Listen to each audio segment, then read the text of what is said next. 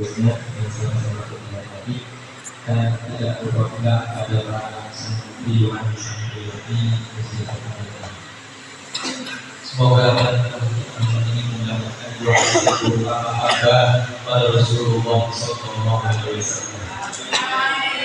Baik, jadi saya akan mengingatkan betapa pentingnya keyakinan kita sebagai orang muslim, khususnya sebagai orang Batak, tentang masalah keyakinan kita kepada Allah Subhanahu Wa Taala.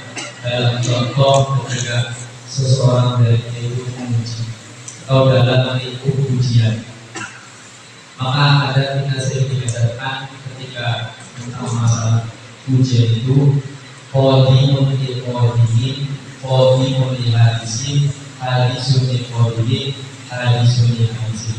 Atau ada dengan bentuk syairnya dinamakan qadimun lil qadimin, qadimun lil hadisin,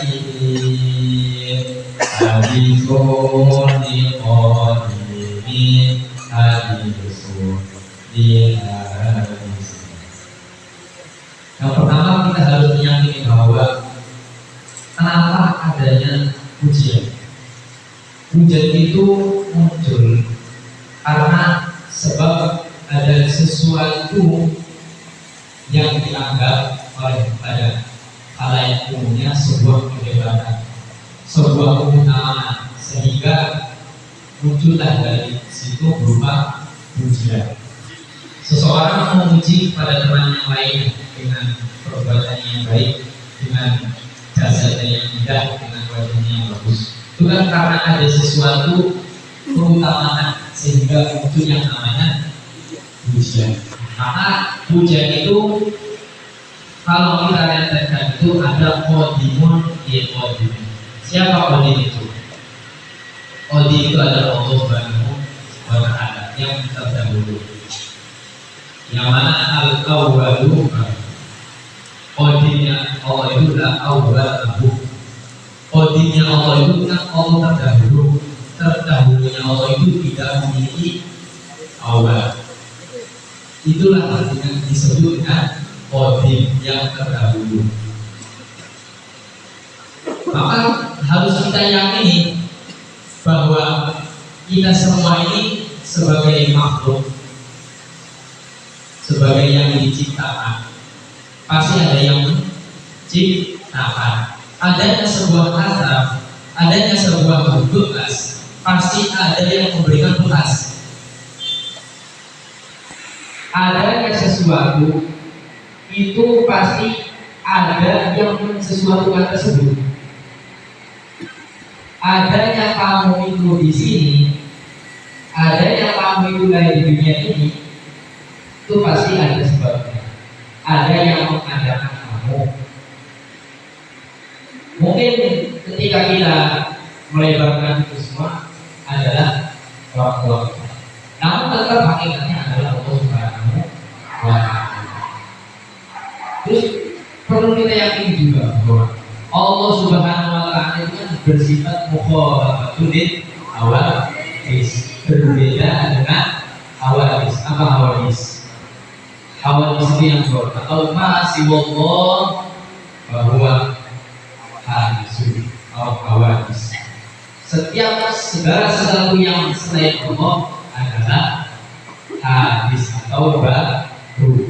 Segala sesuatu, dan itu pun kita yang bahwa segala sesuatu di jagat raya ini dia alami, semuanya itu adalah makhluk. Artinya makhluk itu butuh kepada perantara. Makanya Allah itu bersifat wahdaniyah. Apa wahdaniyah? Esa. Fi dzatihi, fi af'alihi, fi sifatihi. Allah itu esa di dalam zatnya, di dalam perbuatannya, di dalam sifatnya. Maka saya jujur di sini, saya kemudian bertanya-tanya dalam saya mengaji itu sampai menemukan jawabannya ketika sudah lebih dari 6 tahun. Saya berpikir begini, Allah itu kan esa. Esa itu berarti tidak ada yang berbilang atau tidak ada yang mirip dengan sifatnya Allah. Itu kan esa. Artinya kan sendirian, benar-benar munfaridan, benar-benar sendirian. Nah, kemudian saya bertanya, Allah itu kan esa dalam sifatnya. Loh, manusia juga memiliki di antara sifatnya Allah. Apa sifatnya Allah? Kasih sayang. Kasih sayang sifatnya Allah, bukan? Tapi itu ada di dalam diri manusia. Sedangkan esensi hakikat bahwa esa Allah kan tidak ini di sifat ini di afalihi. Dalam sifatnya, dalam segala sifat-sifatnya Allah itu esa. Perbuatannya Allah itu esa. Zatnya Allah juga esa. Tapi kan Allah itu kan Ar-Rahim, Rahman, memiliki sifat kasih sayang. Kita juga memiliki sifat kasih sayang. Itu bagaimana? Nah, saya bertanya-tanya di dalam 6 tahun, tapi cuma saya tidak tanya kepada guru saya. Nah, sampai ketika sudah memulai ngaji dengan kancah-kancah, baru kan, ya jawaban itu temukan pada kajian bersama ini. Jadi maksud daripada esanya Allah di dalam zatnya, di dalam sifatnya, di dalam perbuatannya, tidak ada yang perbuatannya itu mirip dengan Allah sama sekalipun. Oke, misalnya kita gambarkan lagi, kita bicara lagi. Allah itu memberikan rizki berupa makan kepada semua makhluknya. Manusia bisa memberikan makan, manusia bisa memberikan minum, manusia bisa menentukan kematian orang nggak? Bisa nggak? Bisa dengan dibunuh. Iya, itu kan jawaban Namrud sebenarnya. Jawaban Namrud. Yang dibilang itu. Nah, raja pun bisa menghidupkan dan mematikan. Berarti maksudnya menentukan kehidupan tersebut. Ada salah satu orang bisa dia biarkan hidup, bisa dia matikan. Nah, tapi kan Allah itu kan esa. Allah yang lebih hakikat dalam hal tersebut untuk mematikan dan menghidupkan. Nah, maka ternyata jawabannya adalah tadi, bahwa walaupun kita semua sebagai makhluk memiliki sifat-sifat tersebut, tetapi tidak sama sekali sifat tersebut mirip dengan sifatnya Allah. Kasih sayangnya seorang makhluk itu terbatas dan masih ada ukurannya, masih ada ukurannya. Tetapi sifatnya Allah Subhanahu Wa Taala tidak ada batas. Paham? Jadi kasih sayang kita semua itu memiliki ukuran. Hanya bisa 1 orang, 2 orang, 3 orang, 4 orang yang bisa kita berikan rasa kasih sayang. Tetapi kalau Allah Subhanahu Wa Taala kepada seluruh makhluk, itulah daripada jawaban Allah dari yang besar.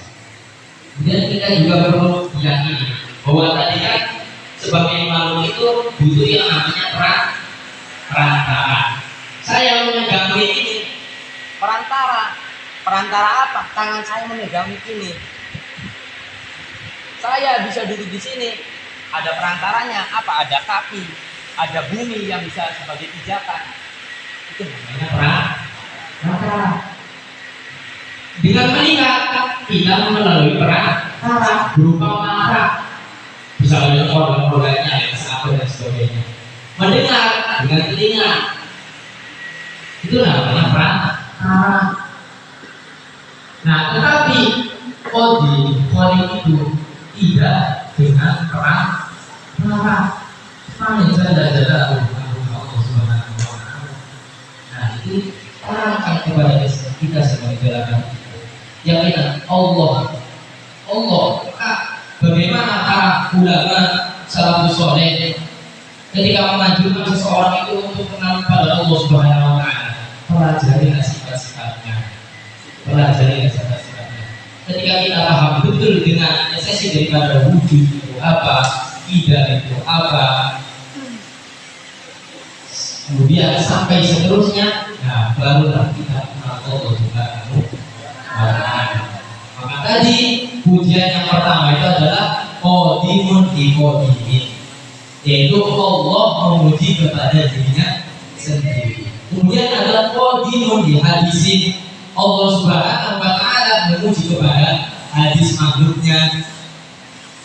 Contohnya memuji kepada Nabi Muhammad, kekasih-kekasihnya. Ketika itu adalah bentuk daripada pujian Allah kepada makhluknya. Ada makhluk memuji Tuhannya, hadisun qadimin, pujian dari seorang makhluk kepada Tuhannya. Bagaimana caranya? Seperti kita berdiri memuji Allah, dengan segala macam bentuknya. Itu kan pujian dari makhluk kepada Tuhan.